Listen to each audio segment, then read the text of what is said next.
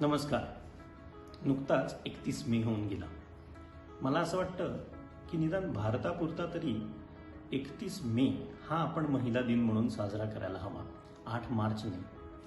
का असं मी म्हणतोय? कारण 31 मे हा एका अलौकिक कर्तृत्ववान स्त्रीचा जन्मदिवस आहे.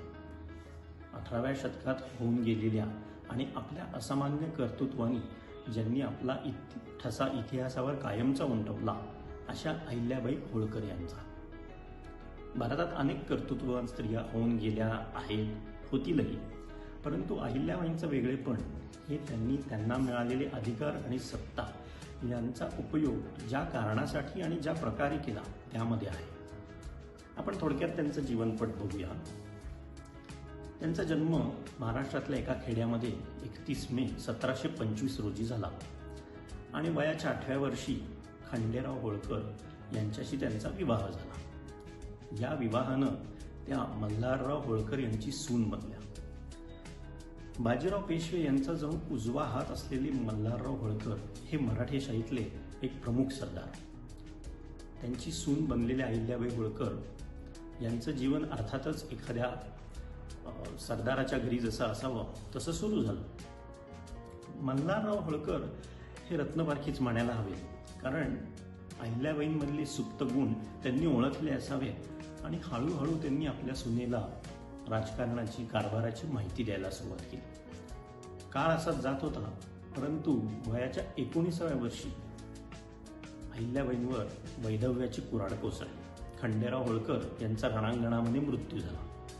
त्यावेळच्या प्रथेप्रमाणे खरं तर अहिल्याबाई सतीच जायला निघाल्या होत्या, पण मल्हारराव होळकर यांनी त्यांना थांबवलं आणि जणू तूच माझा पुत्र आहेस असं सांगून राज्याची आणि जबाबदारीची म्हणा किंवा कर्तव्याची जाणीव करून दिली आणि त्यांना सती जाण्यापासून त्यांनी थांबवलं. जणू तूच माझा पुत्र आहेस हे उच्चारलेलं मल्हाररावांनी हे जे वाक्य उच्चारलं ते त्यांनी अक्षरशः पाळलं, कारण तेव्हापासून त्यांनी अहिल्याबाईंना अतिशय महत्त्वाच्या अशा जबाबदाऱ्या राज्यकारभारातल्या द्यायला सुरुवात केली.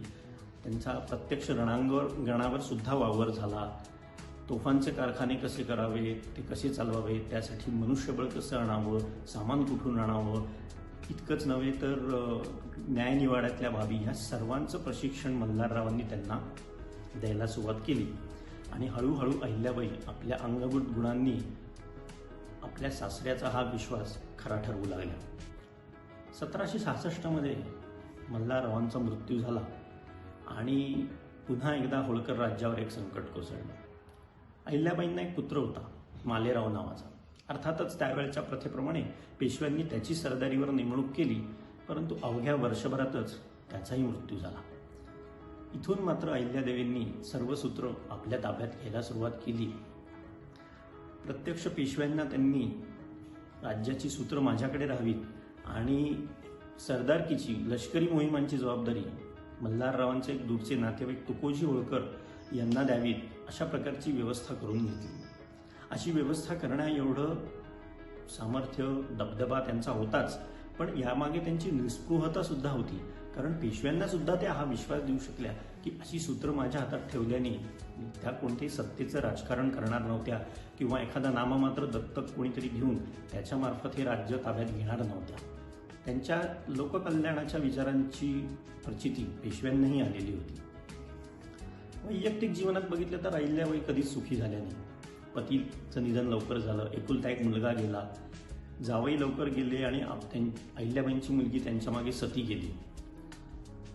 पण जणू प्रजाच आपली पुत्र आहे असं त्यांनी मानलं आणि प्रजेवर पुत्रवत प्रेम केलं. हा काळ अतिशय धामधुमीचा होता. मराठेशाहीमध्ये मोठमोठ्या लष्करी मोहिमा निघत, मोठमोठे लष्करी विजय आणि पराजय घडत असत. अहिल्याबाईंच्या आयुष्यामध्ये त्यांना पानिपतचा पराभव बघायला लागला, नारायणराव पेशव्यांचा खून झालेला बघावा लागला, शिंदे आणि होळकर या प्रमुख सरदारांमधली स्पर्धा आणि हेवेदावे बघावे लागले. इतकंच नव्हे तर या सगळ्या राजकारणामध्ये इंग्रजांचा झालेला प्रवेश आणि त्यांचा वाढता प्रभाव हे सगळं बघायला मिळालं. बहुधा यातूनच त्यांना असं वाटलं असावं की आपण मिळवत असलेले लष्करी विजय हे टिकाऊ नाहीत आणि असलेले पुरेसे नाही. याचबरोबर लोककल्याणाची किंवा सामान्य प्रजेचा उद्धार होईल अशा प्रकारची कामं आपण केली पाहिजे. आणि या प्रेरणेनं त्यांनी धर्मादाय कामं म्हणजे मंदिरांची पुनर्रचना करणं, जी मंदिरं पाडली गेली होती, किंवा धर्मशाळा निर्माण करणं, अन्नछत्र चालवणं. आज जर आपण बघू तर इव्हन आजच्या काळात सुद्धा अनेक हजारो लाखो भाविक हे अहिल्याबाईंनी नदीकाठी बांधलेले घाट किंवा त्यांनी बांधलेल्या धर्मशाळा यांचा उपयोग करताना दिसतात. हिमालयातील केदारनाथपासून रामेश्वरपर्यंत किंवा सोमनाथपासून गयेपर्यंत, जगन्नाथपुरीपर्यंत संपूर्ण भारतात अहिल्याबाईंनी अशा प्रकारची लोककल्याणाची कामं केली. आणि यासाठी त्यांनी आपल्या राज्याचा पैसा अक्षरशः पाण्यासारखा वाहू दिला. लष्करी मोहिमांपेक्षा अशा कामांवर खर्च करण्यावर त्यांचा भर होता.